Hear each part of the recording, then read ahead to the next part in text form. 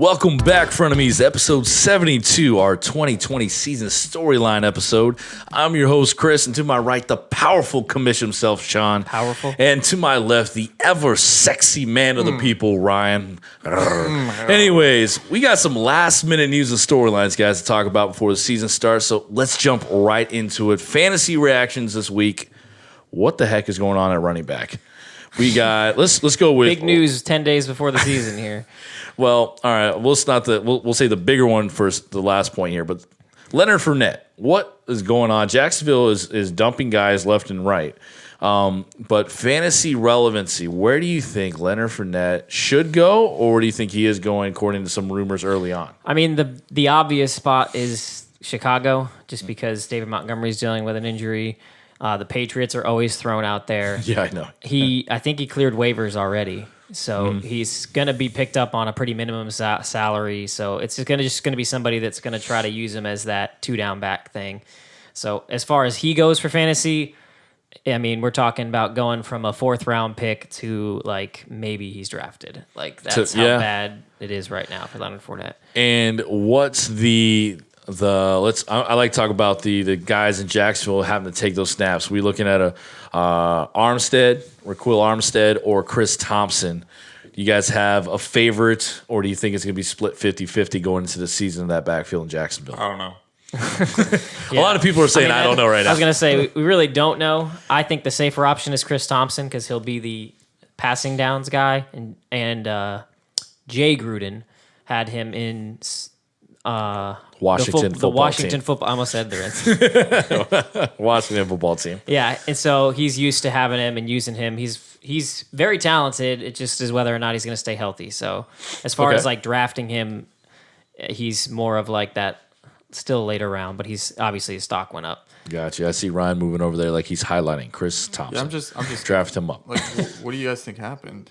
Because obviously, attitude reasons and also fit. There's times where he wasn't healthy enough to finish out a year, and then he had big time quarrels with management. But look at it, they tried to trade him.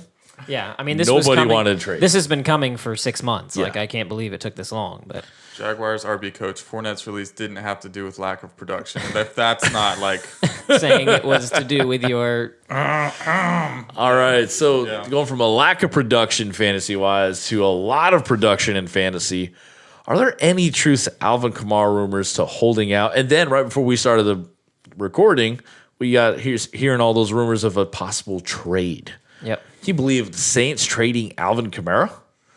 I mean, it's Sean Payton. I wouldn't be surprised if he just decided, this is my system, I can make it work. But I really just think it's all contract stuff right now. Yeah. I don't think it's kind of like, it's happening later than Dalvin Cook's, but it's a very similar situation. Right now, if I was drafting like tomorrow, I might pick him like at the end of the first or the beginning of the second, but it's not making me scared to draft. You know what? There's like two crazy places I think that he can go. Tampa Bay, all right, because they're just all in on Brady to get a Super Bowl, which that would be nuts. Or for some reason, the rich get richer, and like Kansas City takes a 1-year flyer on them. But what if Kansas City traded Clyde Edwards? No, they wouldn't do that there to the Saints, but and they did a swap. They're basically the same guy. Either way, we're going back to who's got to fill those shoes. Let's say if Alvin Kamara holds out for a couple of weeks or does get traded, Latavius Murray, the running back 2 there, who's been productive every year he's been in the NFL, does his ADP? Do you start taking him a little higher than what you usually do in a draft? Either hold out or trade away of Alvin Kamara. I think that it's kind of like more of the same. He's still that high-level handcuff right now. Nothing's happened yet. This is all just speculation. So I'm not going to, all of a sudden draft Latavius Murray like he could be a starter for my team. Like, that's not where we're at yet. So if you're drafting tomorrow, it's just, I may have bumped him up a round just because, he's a more likely handcuff that could become it's kind of like Madison, the same type of thing. Like, I was taking Madison over Murray, but I may now, because of this news, I may take. That's really the only type of change I would say. Yeah, Murray right now he's going around the 8th round, which is something before who does get some goal line carries inside. Running back 41. You are not going crazy on running back 41 on PPR leagues. All right, so from that, let's go to our party question of the week. We got that drop. Get that going. I do have that drop. It's been too long since we've heard that one. All right, so our party question of the week. What was your COVID quarantine TV show? Guys, most of us haven't been together through this whole COVID quarantine time frame. So what was that comfort TV show that got us through quarantine? Ryan, I'm going to start it with you, man. The 100. I highly recommend it. It's about basically these people have to escape from the Earth after radiation poisoning takes over the Earth due to nuclear war. Oh, that sounds so they're in space, and then they're like, oh, we have to see if Earth is still okay.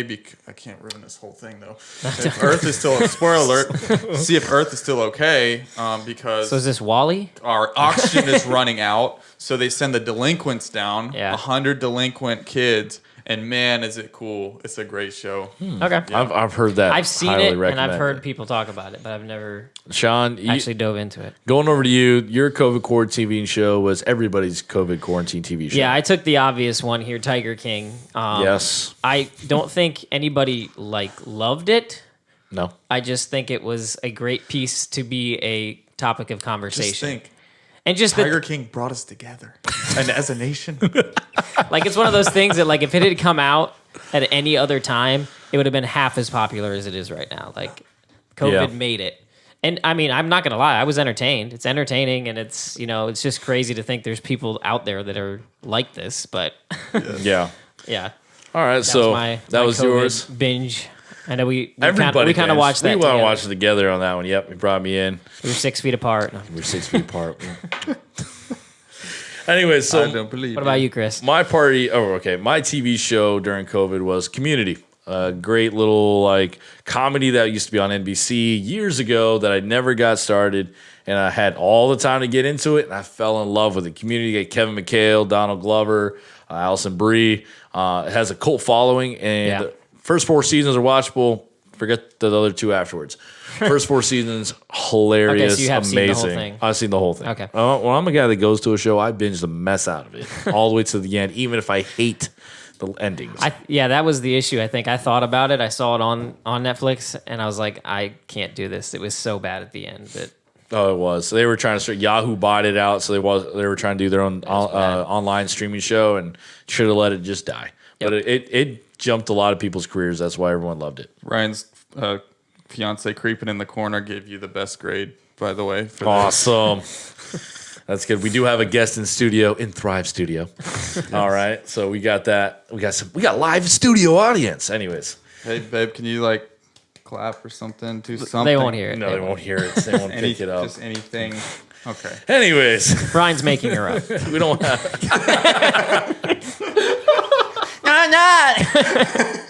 I'm just kidding. Oh man, that caught me off guard. I didn't think that was going through. Oh man, that's a good joke. It's crazier than you thought. Anyways, Ryan, going to keep it Ryan. Ryan, we're going to go to a little interview process here. We got some storylines, like I said at the beginning of the podcast.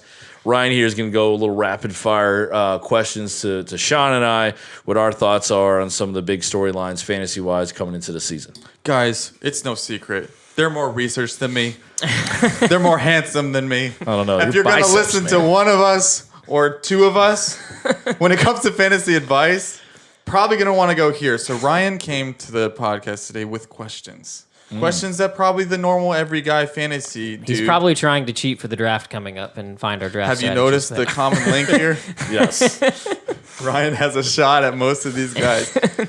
Guys, I'm curious. Okay. All right, go. Hopkins goes from the Texans to the Cardinals. All right. He's with Kyler Murray right now. Showed a lot of promise last year. Hopkins is very consistent, except for the 1 year you had him. That's true. Thought he was QB proof. Are we buying the hype on Hopkins? He's got a hammy issue. Oh man, what do y'all think? I'm buying the hype. I'm investing in the hype. Okay. The hype is not hype. It's going to be reality, in my opinion. So this connection, top 5. Both these guys, top 5 wide receiver. Yeah, Hopkins top 5 receiver, Murray top 5 quarterback at the end of the season. Ooh, that's his stone cold lock. Yep. All right, and Sean. I'm a little less bullish on the idea of Hopkins. Great word, by the way. Bullish. It's like 2 podcasts in a row he's come out with some great words. Besmirch, I believe, was the last one. But yeah, I'm not as excited about it just because I think that offense spreads it around so much that he could get lost. The target share is going to come down. He's always been an extreme target share guy. And if that comes down and the Cardinals are the new Browns, which is possible, like that's if we're projecting a new Browns team this year. Last year, the Browns were just completely hyped. Now the All-Star team seems like Kyler, Hopkins. So if that was to happen, that's where I would see it happening. And so, yeah, I see where sorry. I think Kyler is less hurt by that happening because it's just spreading the ball. He'll still get all the points. So Kyler, I still view as a top 5. I'd be willing to take him as even the 3rd quarterback if you believe in him. Take him, but. He's 5 on Big Jake's rankings. So Kyler Murray, Dak Prescott. If you had to choose one of those two, I would take quarterbacks. Dak. Okay. It's more established, and he has similar running. So. Going from Hopkins' previous quarterback, Kyler, Deshaun, who are you taking? Definitely Kyler. Okay. I'm scared of Deshaun without his weapons or his weapon. He was the whole offense. Okay. Yeah. The one part I would not argue, but I would kind of just add in there my thing with Hopkins. I see the touchdown catches taking a rise because that's where Murray was hurt the most. So his second year in this offense, trying to fix the red zone efficiency with Mr. Glue Hands himself. Yeah. And he's a big, tall target. On the other side with Larry, that also can find room. So I think it's going to be easier. So Murray's touches will go up, but Hopkins as a receiver, I think that can creep him into top 5 status in fantasy this year. Yeah. Those are great answers. I am well pleased. Taking notes and for his draft. Pleased. All right. So the next guy, the next Mahomes, the next Peyton Manning, the next Brady. Oh my goodness gracious! Look at him go in camp. He beat the defense once. Are we buying the hype on Joe Burrow? What do you guys think? A lot of people are buying in on the hype. I think he can have a very good season. Will he be a top 12 QB? I would say no. I think he's still got some guys to get across to be a top 12 quarterback, some trusted names. But I like the kid. I like him a lot. What are you about, Sean? Yeah, I'm about the same. I think he could be. It wouldn't shock me if he's a top 12 quarterback this year. But it's just too risky when you're talking about a rookie quarterback. It's a lot of it's on AJ Green. Yeah, do you think that, let me revise, do you guys think that AJ is going to be okay under Burrow's powerful arm? I think that AJ is fine with whatever quarterback if AJ is okay. Okay. Andy Dalton wasn't anything special, and he had fantastic 1,000-yard seasons, consecutively. I think he would have broke Mike Evans would not have the record if he stayed healthy. Okay. And so I think the consistency with him, if he is fully healthy and he is fully AJ Green, then he'll be fine. Even I think Burrow can do enough. Burrow's going to have the attempts to rise up there. What they did with Andy Dalton, who was the second guy was the quarterback in there? Oh man, Driscoll? No, Driscoll's the Lions. Wasn't Driscoll. I can't remember. Who cares? Anyways, with the 2 QBs that are going, the second one in for Andy, they almost led the league in attempts. Okay. Right, and they were actually coming pretty efficient with those attempts. So just imagine with a little more talent at that position. Yes, he is a rookie, but he'll have all the opportunities to blow us away. Okay, I like it. All right, the next one, there's been so much hype surrounding Marquise Brown. Hollywood. Right? I'm a full blown believer in Marquise Brown. In the talent. He just some points here. I mean, everybody's hyping him up. Obviously, he's getting a lot of hype for scoring long touchdowns. The Athletic says in just about every practice, Marquise Brown got behind a defensive back to make a long catch. That's Jeff. I don't know how to say his last name. Zerbeck. Jeff Zerbeck is my best guess. I guess he was at the camp, and that was his takeaway from the Athletic. He put him on 23 pounds, so he's up to 180 pounds. You see on YouTube, the dude's working out. He's clearly on fire. The cons, though, it was a foot issue, and that always scares me. Just like with AJ Green, these foot issues, and Devontae Parker, and Julio years ago. Yeah, Julio. Yeah, like these things it was a Liz Frank foot fracture. I'm sorry if I misspelled that. No, you're good. In the corner, or mispronounced that. But he basically had a screw taken out of his foot, so now he's apparently better from that. What do you guys think about Marquise? I love Hollywood. I'm buying it. Yeah, the talent's there, and with outside of Mark Andrews, who else is taking those targets? And they're big play targets. That's what he is. He'll take a 4 or 5 yard screen pass off of the RPO. from Lamar and take that a mile. I mean, that guy will take it to the end zone. So put it in perspective. Would you be comfortable with Marquise Brown as your first quarterback? I'm not saying a top 12 wide receiver. Would you be comfortable with him if you waited on wide receiver and he was your wide receiver 1? No, he would be my wide receiver 2. So he's a high upside wide receiver 2. High upside wide receiver 2 because that offense in Baltimore won't give you the PPR when it comes to reception, consistency. Let me give you some names. Tyler Lockett or Marquise Brown. Tyler Lockett. Okay. T.Y. Hilton or Marquise Brown. They're like very similar. Wow. Yeah. Let me look that up, man. They're actually pretty close there.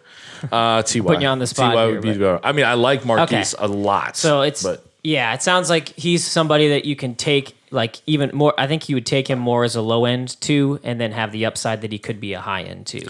That kind of puts it in perspective for people drafting. He's kind of your shot in like the 6th round that you could take and you'd be like, he could be a top 15 wide receiver. Now, is it the talent or the offense, Sean, that gets you a little more hesitant on him? Yeah, I've been more hesitant on him. And honestly, more than that is what Ryan talked about is the injury. Okay. He has been injured throughout his whole entire playing career. And that's what scares me the most about him. That, and he's attached to a quarterback that could very easily get injured and everything fall apart. So I can't doubt Lamar Jackson anymore. He can obviously stay healthy through a season, but those are kind of big risk factors for me why I just would probably pass to another guy like a Devontae Parker, a T.Y. Hilton, Tyler Lockett. That's because that's around where he's going. People are hyped on him. So. Half-point PPR, 12 teams. They're looking around the 6th round on him, coming around that turn of the 6th. But he's still at that value, low-end wide receiver 2, high flex. So you're buying an upside, but you should draft him. If you can get him at your flex, you're golden.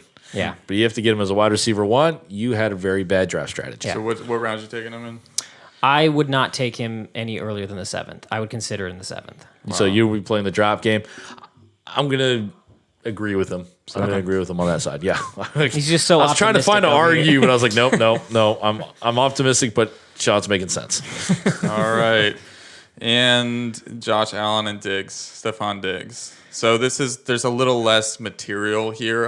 Everything's been a little bit more hush around these two. Yeah. However, everything that you hear about Stephon Diggs with Josh Allen is just amazing. Everyone's like raving about him. Yeah. These are okay. So from The Athletic, he said.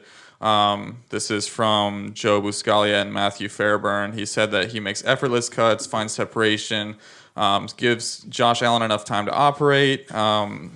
Performed amazing in team drills, catches the big passes that need to be caught. He's clearly the leader of the wide receiver room. Yeah, I mean they paid him, or they paid up to get him enough that he better be.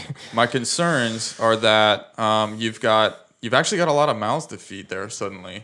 Yeah, people want to forget about Cole Beasley and John Brown, but they're still there. Gabriel Davis. This is the massive 6'2", 219 pounds, 4th round 2020 pick, and he's a beast. So what do you guys think of Stephon? All right. Give it to the Viking fan. The Viking fan gave one of my favorite moments of all time with the Minneapolis Miracle. Yeah. Diggs is not as high as he used to be on drafts. You'd think the opposite going away from Adam Thielen. Yeah. But what he goes to is from an accurate quarterback in Kirk Cousins to an inaccurate quarterback to Josh Allen. Yeah. So Allen's still probably, even though Josh Allen is a top 10 quarterback in fantasy. Most rushing touchdowns last season. Yeah. It's because of that, not because of his throwing prowess. Yeah. So Diggs takes a hurt. I was just looking up while you're saying that. Yeah. People got him rated lower than Hollywood Brown. Yeah. In most draft He's boards. Falling. He's fallen a lot. I took him in the Dynasty League that we're in together. And honestly, I can't get a beat on how I feel about Stephon Diggs. Like, he's one that the outcomes to me are just all over the place, and it's all because of Josh Allen and that offense. Like, I just don't know if Josh Allen he's going to have to develop into a better quarterback for him to be like a wide receiver 2 for fantasy every week. Yeah. And I have not ever been a believer in Josh Allen's throwing ability, and that's why I have him in a league because he felt, like I said, when he falls down there, the potential is there. If Josh Allen takes that step, I mean, he could be, kind of in the talk of Marquise Brown being in that top 15, and like that's why I think it's maybe worth it if he falls into because you could probably get him in the 7th round. Yeah, no, you're right. And I would not be mad at that. And we're speaking this on 12-team leagues. Yes, 12-team, half point, or even full point PPR. You can get them. If you're traditional still, all right, wake up, it's 2020. Okay. But anyways. What round are you taking them in? I would be the same way. I would take the strategy of seeing how far he could drop. If I can get him a round lower, I would wait on them. And one stat in there, when Case Keenum was quarterback of the Vikings, Adam Thielen and Stephon Diggs led the league in contested catches. So Diggs can help with the off-target balls, but that's still going to be a lot to ask for. Yeah, and I mean, if you have an opinion, like we've said this before, take the initiative to, if you believe that Josh Allen can take that next step, then, I mean, I don't have a problem with you taking him in the 5th round and trying to make him your wide receiver too. Like, that is in the realm of possibility, and I just don't believe in Josh Allen, which is why I wouldn't draft him till the 7th. But if you think he can be that, then go for it, because it can definitely happen. Yeah, and it's weird because you don't believe in Josh Allen when it comes to consistency in passing, but we don't argue him being a top 10 pick because what you said, the rushing ability he has around the goal line. So, that was kind of our quick interview process here. We were having, Ryan had some questions. Ryan came with questions. He did, man. So we're going to story lines. That's the segment. We might as well put it into a podcast. Yes. All right, guys. Well, thank you for listening to this week's podcast. Next week, we'll be back better than ever. And after that, we'll be done drafting our local league. So we might have some more material. And then we're heading into week 1. Yeah. So it'll be more of our weekly routine in our podcast about things that we love to talk about and getting you guys ready to compete in fantasy. We're still working that out. So if you guys want to text us, if you're in our league, if you want to comment on anything, just kind of tell us what we've done in the past and say, I like this kind of segment, I don't like this. So, who knows, whatever you say might be put into effect on our week 1. Totally, comment, and we will definitely. I mean, he's man of the people, but we're all men of the people here. And thanks to those that have already done it. After that last episode, we actually got hit up quite a bit. Yep, Big Morgan actually jumped on there. Look at that, David. Some non-local league guys hit us up and give us their 2 cents. But thank you guys for listening. Again, like, subscribe, share with your grandmother. We need likes.